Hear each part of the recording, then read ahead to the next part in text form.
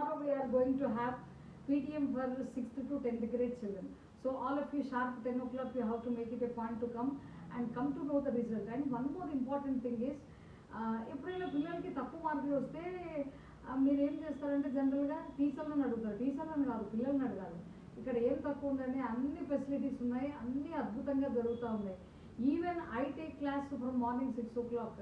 మరి అన్ని రకాలుగా ఫెసిలిటీస్ ఉన్నాక మరి ఇంటికి వచ్చిన తర్వాత మీరు పిల్లల్ని ట్యూషన్లకు దొప్పేస్తారా, మరి ఏం చేస్తారో, ట్యూషన్కి పంపిస్తున్నామని గ్రేట్గా చెప్తున్నారు. మరి టుడే ఐ హ్యావ్ సీన్, అంటే నేను ప్రత్యక్షంగా స్టూడెంట్ మార్కులు ఒక్కొక్క పేపర్ తీసుకొని స్క్రూటినైజ్ చేస్తే కనుక వాళ్ళు రాసిన ఆన్సర్స్ ఎలా ఉన్నాయంటే రాసే వాళ్ళు అద్భుతంగా రాశారు, నో డౌట్. అందరూ అని నేను అనను. మ్యాక్సిమం చిల్డ్రన్ దే రోట్ అద్భుతంగా, ఎంత పాయింట్ వైజ్ కీ అండర్లైన్ చేస్తూ, అంటే ఇంపార్టెంట్ పాయింట్స్ని కీ పాయింట్స్ని అండర్లైన్ చేస్తూ మంచిగా మార్జిన్ కొట్టి బ్యూటిఫుల్ లూసిడా హ్యాండ్ రైటింగ్ రాస్తున్నారు.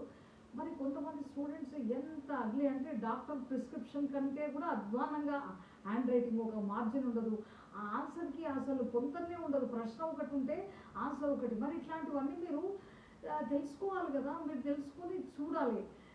ఎందుకు మార్కులు, అరే నీకేం తక్కువ చేస్తున్నాం, ఇంత మంచి స్కూల్లో ఒక మంచి అద్భుతమైన న్యూస్ అండ్ మర్యాలో చదివిస్తున్నా, ఎక్కడైతే మేడం అకుంఠిత దీక్షతో టీచర్లతో పనిచేస్తూ తను కూడా వర్క్ హార్డ్ చేస్తున్నటువంటి ఇంత మంచి స్కూల్లో చదివిస్తే నీకేం తక్కువ అని ప్రశ్నలు పిల్లల్ని అడగాలి.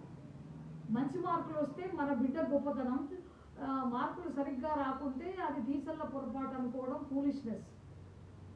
సో ఎక్కడ యాజ్ అ టీచర్గా మేము కూడా వర్క్ హార్డ్ చేస్తాం, మేనేజ్మెంట్గా what action suppose to be taken I will take.